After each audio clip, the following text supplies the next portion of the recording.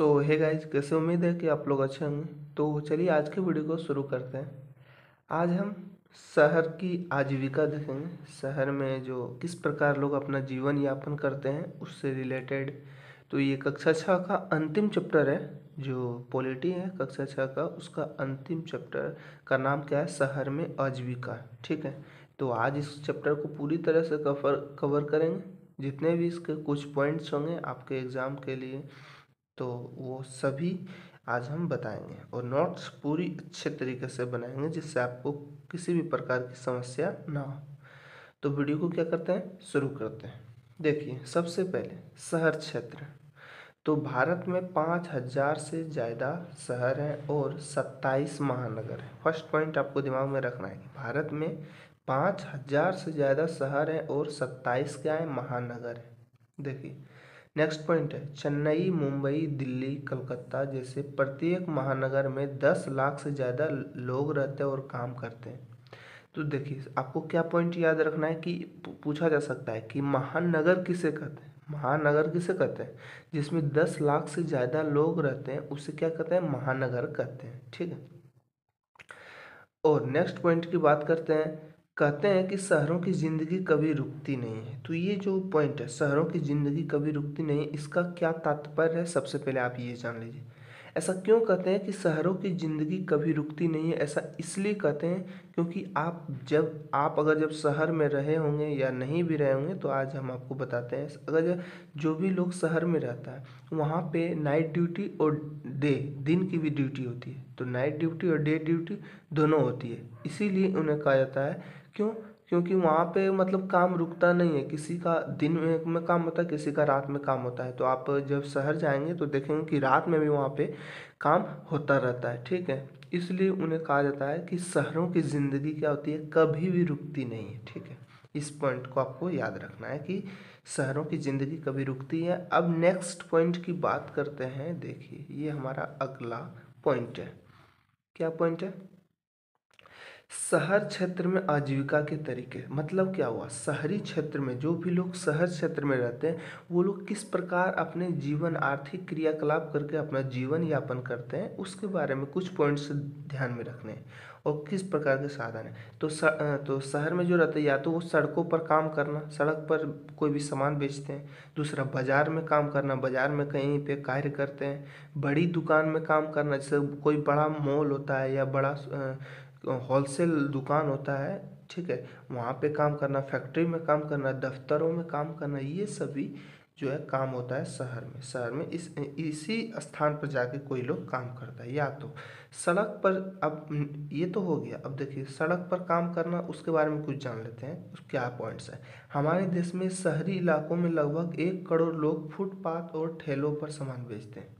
तो ये भी पॉइंट आपको याद रखना है इस चैप्टर में। क्या कि हमारे देश में जो है शहरी इलाकों में लगभग 1 करोड़ से भी ज़्यादा लोग फुटपाथ एवं ठेलों पर सामान बेचते हैं और अपना आर्थिक जीवन बिताते हैं, अपने आर्थिक क्रियाकलाप के माध्यम से अपने जीवन यापन करते हैं।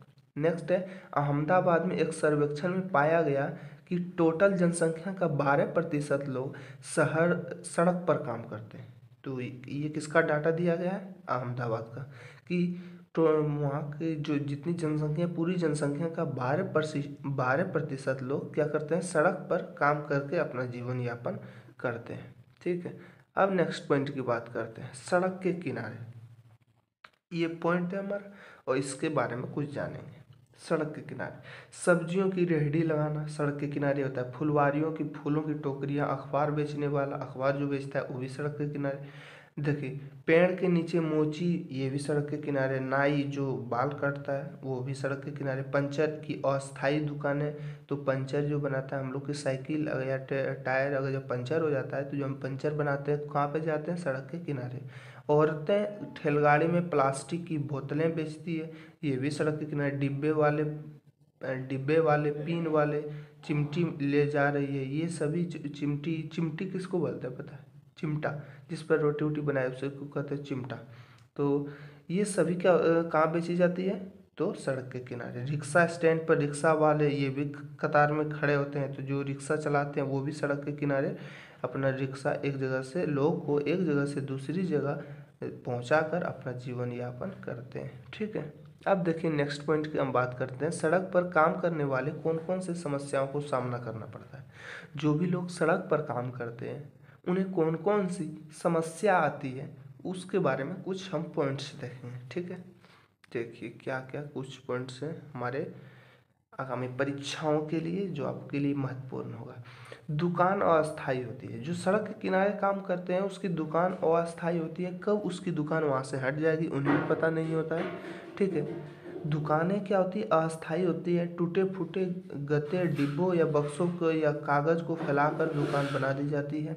खंभों पर तिरपाल बांध दिया जाता है या प्लास्टिक चढ़ा दी जाती है, इस प्रकार से बना दिया जाता है। सड़क पर प्लास्टिक बिछाकर भी लोग काम करते हैं, इसी माध्यम से काम करते हैं। पुलिस व यातायात, पुलिस दुकानों या ठेलों को हटा देती है। आप कभी कभी देखे होंगे कि कभी कभी अस्थायी जगह पर मान लीजिए एक कोई जगह मतलब लोग लोग जैसे कि कहीं भी जाके ठेला या फुटपाथ पर कर देते हैं, वहाँ पे अगर पुलिस पहुँच गई, पुलिस को लगा कि यहाँ नहीं लगना चाहिए तो वो क्या कर देती है, पुलिस जो है यातायात जो भी रहती है उन्हें समस्या ना हो उसके लिए क्या करती है, ठेलों वेलों को क्या कर देती है, हटा देती है, दुकान को क्या कर देती है, हटा देती है। ये भी कौन कर देती है, पुलिस।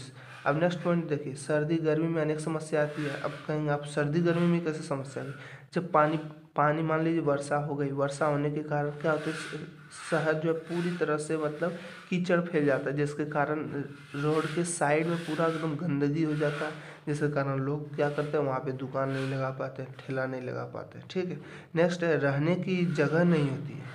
यही पॉइंट आपको इसी से रिलेटेड है कि सर्दी गर्मी में क्या होती है, वहाँ पे रहने की जगह नहीं होती, सिर्फ सड़क साफ रहती है, उसके अलावा सब पूरा कीचड़ ही कीचड़ हो जाता है, जिसके कारण आर्थिक समस्या आती है सड़क पर काम करने वाले लोगों को। ठीक है, तो ये कुछ पॉइंट्स थे और अगली पॉइंट्स की फिर से अब बात करते हैं। देखिए अब हमारा जो नेक्स्ट पॉइंट है इस चैप्टर का वो है फुटपाथ गली, फुटपाथ गली व सड़क के किनारे काम करने वाले के लिए कानून। मतलब जो फुटपाथ पर जो काम करता है, जो गली सड़क के किनारे जो काम करता है उनके लिए क्या कानून है, उनके लिए करने वाले कानून। तो अभी हाल ही फिलहाल तक गलियों एवं फुटपाथ पर इस काम को यातायात पैदल चलने वाले लोगों के लिए एक रुकावट की तरह देखा जाता था।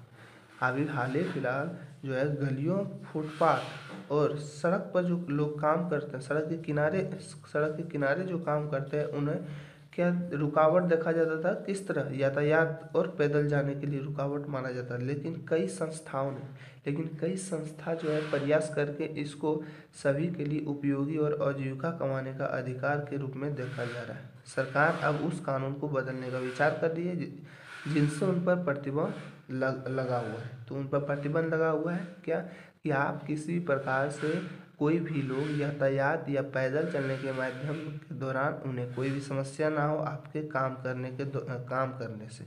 तो इसलिए ये क्या किस तरह देखा जाता, समस्या के तौर पर देखा जाता था, लेकिन आज उन्हें आजीविका के तौर पर देखने के कारण वो सरकार भी इन्हें क्या कर रही है, सहायता कर रही है। ठीक है, नेक्स्ट पॉइंट की अब बात करते हैं बाजार। बाजार क्या होती है, उसके बाद बड़ी दुकान देखेंगे, उसके बाद शॉपिंग मॉल था क्या होगा, इस चैप्टर खत्म हो जाएगा। तो बाजार पहले देखते हैं, शहरों में बाज़ारों की बहुत भीड़ होती है, वहाँ पे सभी दुकानें, मिठाइयाँ की, खिलौने की, कपड़े की, चप्पलों की दुकानें होती है बाज़ार में, आप भी जानते हैं। कई सेवा केंद्र होती है जिससे सर्व लोग हमें सेवा देते हैं, जैसे ई मित्र, साइबर कैफ, स्वास्थ्य क्लिनिक, बुक कुरियर, ईटीसी, ये सभी क्या होती है, सेवा केंद्र होती है जो हमें सेवा देती है। नेक्स्ट पॉइंट है, देखिए बाजार में गलियों में बड़े शहरों में एक सामान विशेष नाम से जाना जाता है। तो अगर आप जब शहर में रहे होंगे तो वहाँ पे कई गलियाँ और मतलब कई ऐसा जगह होगा जो विशेष नाम से जाना जाता होगा, कि इसको इस नाम से जाना जाता है। ठीक है, विशेष नाम से जाना, वहीं सभी दुकानें एक ही कतार में। तो आप ये भी देखोगे तो शहर में क्या होती है, सभी दुकानें क्या होती है, एक ही कतार में लगी होती है, अलग अलग प्रकार की दुकानें होती है। यहाँ छोटी बड़ी दुकानें होती है जिनमें लोग अलग अलग चीज़ें बेचते हैं। ठीक है, ज़्यादातर व्यापारी अपना दुकान या व्यापार खुद संभालते हैं, किसी दूसरे को नौकरी नहीं करवाते हैं। ठीक है, ज़्यादातर व्यापारी, लेकिन वे खुद कई लोगों को मैनेजर सहायक भी रखते हैं, या कई ऐसे भी होते हैं जो मैनेजर सहायक रखते हैं, ज़्यादा नहीं संभालने के कारण, उतना ज़्यादा नहीं संभाल पाएंगे इसलिए वो क्या करते हैं, मैनेजर को रख लेते हैं। देखिए ये सभी दुकानें पक्की होती है, कुछ लोग इन्हें किराए पर भी लेते हैं। तो जो मतलब क्या कहता है, सड़क के किनारे जितने भी दुकान होते हैं वे दुकानें कैसी होती है, पक्की होती है, और वो कैसी होती है, किराए पर भी होती है। जिनका वहाँ ज़मीन होता है वो उन्हें किराया देता है। ठीक है, नेक्स्ट पॉइंट है, वो देखिए हम देखते हैं बड़ी दुकानें, शोरूम मॉल।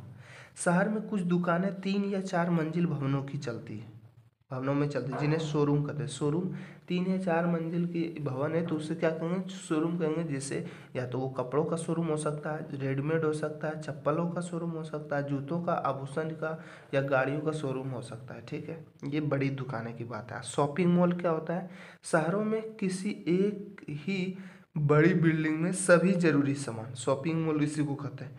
अगर कोई बिल्डिंग, बड़ी बिल्डिंग है, उसमें एक ही जगह सभी जरूरी सामान उपलब्ध हो तो ताकि आपको एक जगह से दूसरी जगह लेना ना पड़े दूसरी जगह, तो उसे क्या कहेंगे, ऐसी जगहों को शॉपिंग मॉल कहा जाता है।